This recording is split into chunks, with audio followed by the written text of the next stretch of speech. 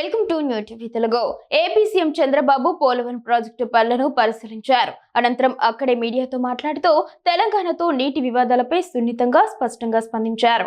గోదావరి నదిలో నీళ్లు పుష్కలంగా ఉన్నాయని, సముద్రంలోకి పోతున్న నీటిని ఎవరైనా వాడుకోవచ్చని చంద్రబాబు అన్నారు. పోలవరం ప్రాజెక్టుకు అభ్యంతరం చెప్పడం సరికాదని, నీటి విషయంలో రాజకీయాలు చేయొద్దని తెలంగాణను కోరారు. తెలుగు జాతి ఒక్కటే, ఇచ్చిపుచ్చుకునే ధోరణి ఉండాలి. రెండు రాష్ట్రాల మధ్య విరోధాలు పెంచుకుని ఇతరులు ఆనందించే పరిస్థితి రావద్దు అని హితవు పలికారు. కొందరు మాట్లాడుతున్న మాటలు వింటుంటే ఆ రాజకీయాలేమిటో తనకే అర్థం కావడం లేదని చంద్రబాబు అన్నారు. గోదావరి నది పైభాగంలో దేవాదులు ఉందని, దేవాదుల నుంచి నీళ్లు వస్తే కింద ఉన్న పోలవరానికే వస్తాయని, కిందికి వచ్చి నీళ్లకు అభ్యంతరం చెబితే అర్థమేమీ ఉండదని అన్నారు. తాము ఎప్పుడూ దేవాదులకు వ్యతిరేకం కాదని, తెలంగాణ కాళేశ్వరం ప్రాజెక్టు కడుతున్నప్పుడు కూడా అభ్యంతరం చెప్పలేదని గుర్తు చేశారు. నీళ్లు పొదుపు చేస్తే తెలంగాణకు లాభమేనని, మిగులు నీటిని శ్రీశైలం, నాగార్జున సాగర్లో నిల్వ చేసుకోవచ్చని సూచించారు. కృష్ణానదిలో నీళ్లు తక్కువగా ఉండడంతో పైన ప్రాజెక్టులు కడితే నష్టమని, కానీ గోదావరి డెల్టాను కాపాడుకుని కృష్ణ గోదావరి అనుసంధానం చేస్తే ఇబ్బంది ఉండదని అన్నారు. రాయలసీమ ఎత్తిపోతలపై కొందరు చేస్తున్న వ్యాఖ్యల్లో అర్థం లేదని, అబద్ధాలను 100 సార్లు చెబితే నిజమవుతుందని అనుకుంటున్నారని ఎద్దేవా చేశారు. పోలవరం ఆలస్యంపై గత వైసీపీ ప్రభుత్వాన్ని చంద్రబాబు విమర్శించారు. గత ప్రభుత్వం వల్లే 6 నుంచి 7 ఏళ్లు ఆలస్యమైందని, డయాఫ్రమ్ వాల్ పాడైందని ఐఐటి హైదరాబాద్ నిపుణులు చెప్పిన తర్వాతే వాళ్లకు తెలిసిందని విమర్శించారు. ఇప్పుడు కొత్తగా డయాఫ్రమ్ వాల్ కడుతున్నామని, ఫిబ్రవరి 15 లోపు పూర్తి చేస్తామని హామీ ఇచ్చారు. వైసీపీ అక్రమాలపై దర్యాప్తు జరుగుతోందని, కానీ దర్యాప్తు పేరుతో కాలయాపన చేసుకుంటూ పోతే పనులు పూర్తి చేయడానికి చాలా కాలం పడుతుందని చెప్పారు. అనుమతులు లేని ప్రాజెక్టులకు 2000 కోట్లు ఖర్చు పెట్టారని, ఎన్జీటీకి 100 కోట్లు జరిమానా కట్టారని దుయ్యబట్టారు. రెండు రాష్ట్రాల్లో మీరు గుర్తుపెట్టుకోవాలి, అటు తెలంగాణ ఇటు ఆంధ్ర, అక్కడుండే ప్రజలు కూడా విజ్ఞప్తి చేస్తున్నాం. రాజకీయం కోసం రాజకీయాలు చేయడం కరెక్ట్ కాదు. ప్రజల కోసం రాజకీయం చేస్తే ఎప్పటికైనా మంచి ఫలితాలు వస్తాయి.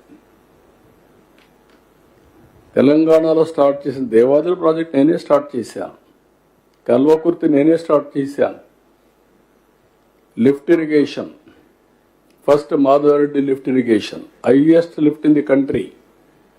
అది సక్సెస్ అయిన తర్వాత కల్వకుర్తి, దేవాదులు స్టార్ట్ చేశాం.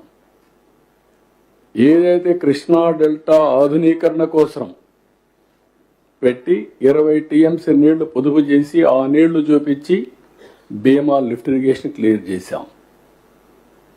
ఆర్డిఎస్లో నీళ్లు రాకపోతే ఆ రోజు జోరాల లింక్ కెనాల్ పెట్టి 40,000 acres ఆఫ్ ఇరిగేషన్ మహబూబ్నగర్లో ఇచ్చాం. ఇలాంటి అనేకమైన ప్రాజెక్టులన్నీ కూడా అక్కడ గోదావరి పైన ఆలీసాగర్, ఇంకొక ప్రాజెక్టు గుప్తా అనుకుంటా, గుప్తా, ఈ రెండు కూడా స్టార్ట్ చేశాం. ఒకప్పుడు హైదరాబాదుకు నీళ్లే లేని పరిస్థితిలో మంజీరా నుంచి వారానికి ఒకసారి నీళ్ళు ఇచ్చే పరిస్థితి నుంచి ఫస్ట్ టైం 1 yearలో నాగార్జున సాగర్ నుంచి నీళ్లు తీసుకుపోయి హైదరాబాద్కి ఇచ్చాం.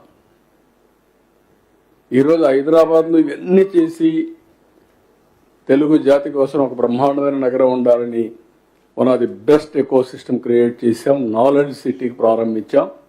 Today I'm very happy. కంట్రీలో highest per capital income, most livable city Hyderabad, including outer ring road కానీ, ఎయిర్పోర్ట్ కానీ, హైటెక్ సిటీ కానీ, సైబరాబాద్ కానీ, బయోటెక్నాలజీ కానీ, ఫార్మా కానీ, స్పోర్ట్స్ కానీ, ఇన్సూరెన్స్ రెగ్యులేటరీ అథారిటీ కానీ, ఫైనాన్షియల్ డిస్ట్రిక్ట్ అన్నీ ఆ రోజు పెట్టినట్టువే. నేను ఏ రోజు కూడా ఇది చేశాం అని నేను ఎప్పుడు చెప్పలేదు. నేను ఐఎమ్ వెరీ క్లియర్. ప్రజల కోసం నేను చేశాను, తెలుగు జాతి కోసం చేశాను, ముందుకెళ్ళాం. ఈరోజు నిన్న మొన్న చూస్తే ఈ రాజకీయాలు నాకే అర్థం కాల. ఏంటి రాజకీయం? ఇప్పుడు దేవాదుల ప్రాజెక్టు కట్టారు. దేవాదుల ప్రాజెక్టు గోదావరి పైన,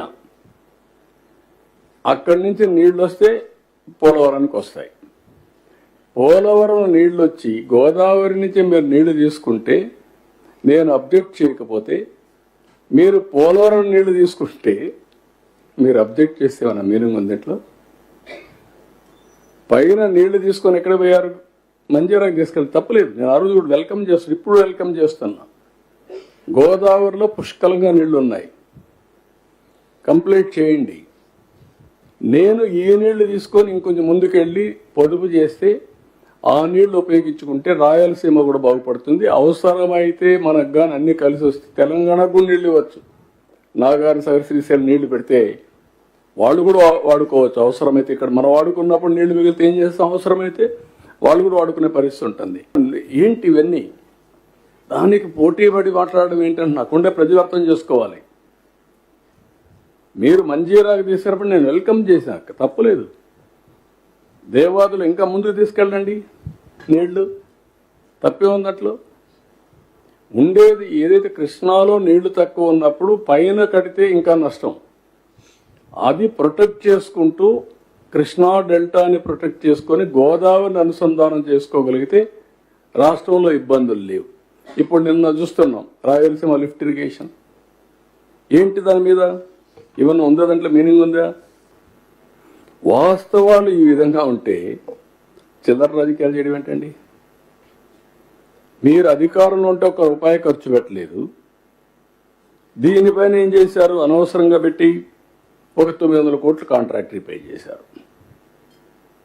ఇవి కాకుండా అనుమతులు లేని ప్రాజెక్టులు వీళ్ళు స్టార్ట్ చేసి దానికి ఒక 2000 కోట్లు 2500 కోట్లు పే చేశారు. దానికి ఒక 100 కోట్లు ఫైన్ వేశారు ఎల్జేటీ. 25 కోట్లు గవర్నమెంట్ డబ్బులు కట్టారు.